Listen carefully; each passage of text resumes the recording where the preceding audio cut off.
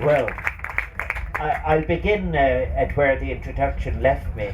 It's great to be here. It is great to be in a space of new and critical thinking. I presented a documentary.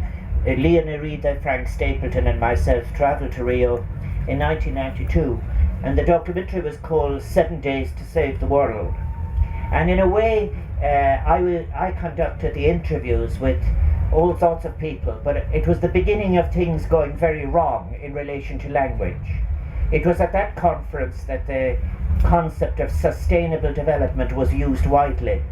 An Assistant General Secretary of the United Nations, Maurice Strong, organised the conference, but it'll tell you how strange it was.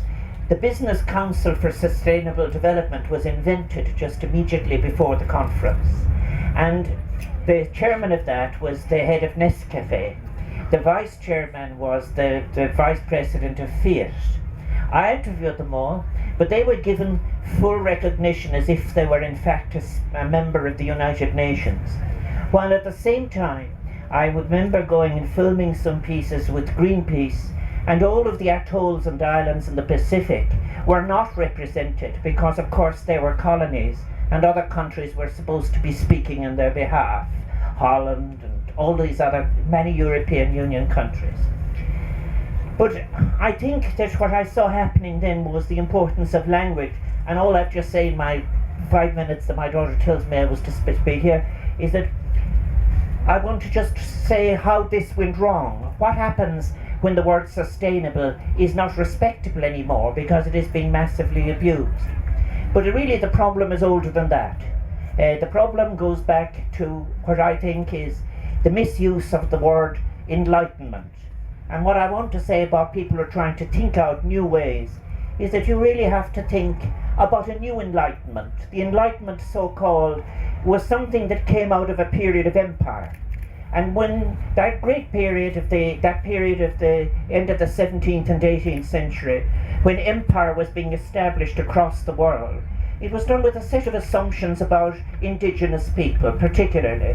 First, that they were less than human, then that they had no souls, then that they weren't using their agriculture properly, and so on. So one of the big issues in Rio was the complete ignoring of indigenous peoples. And at the background of it was that old philosophical notion about one that simply said that we were on an unending path to progress, and that you were stamping out ignorance, and that science would in fact create a kind of a universal system that would be automatically of benefit.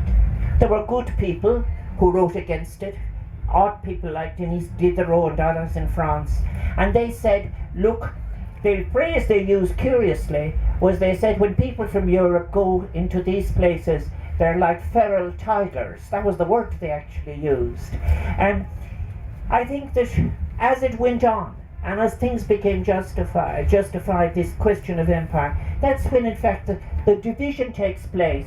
I wrote my very first article when I was very much younger, in 1978, on the breakup of the symmetry that was there between nature and the rest of the world.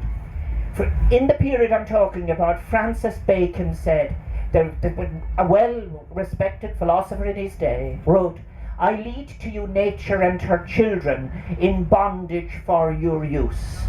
And that powerful phrase that justifies empire, that justifies patriarchy, that justifies the despoiling of nature, was the dominant centre concept in the idea of progress that followed into the 19th century. So my message is very simply then, all the serious writers in economics in the 18th century, the 19th century, all wrote about morality and philosophy before they wrote about economics. And what is really necessary, Adam Smith's The Theory of Moral Sentiments is a good example before his Wealth of Nations. So it's necessary to reconnect ethics and morality with economics, and both with the issues that are there in ecology. But the big difference that struck me at the end of the 1970s was the work that was coming from Geoffrey Bateson and people like that. And they said that over on the eastern side of philosophy, people were saying it is possible to work in symmetry with nature. As a partner, it's possible to respect diversity. It's possible to take indigenous wisdom and its insights and do new things. But over on the other side, if you don't make economics accountable, either to politics or to philosophy, and if you go on regarding something that is clearly collapsing and doing disastrous results, particularly for people who are threatened by all the particulars you know so much more than I do about climate change, nomadic peoples and so forth. So therefore what is necessary is a new enlightenment that will integrate moral thinking, questioning inevitabilities, moving on. And Raymond Williams said, it's only when we have done that, question the inevitabilities that are bogus, that we've taken our first steps in a journey of hope.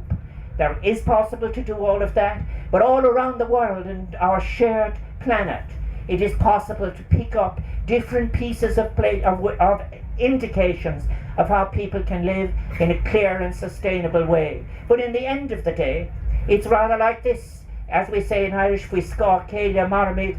You either line up behind a kind of a selfish, unrestrained kind of radical individualism, or you say, really, beyond oneself, one has obligations to others.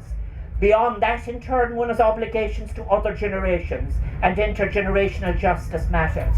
But it's possible to do something quite beautiful by putting the pieces together again, making a new symmetry, creating a new enlightenment, where science and technology, as they're delivered to us, no longer threaten, but are used as instruments of healing and putting together our shared vulnerable planet. Thank you for listening to my few words.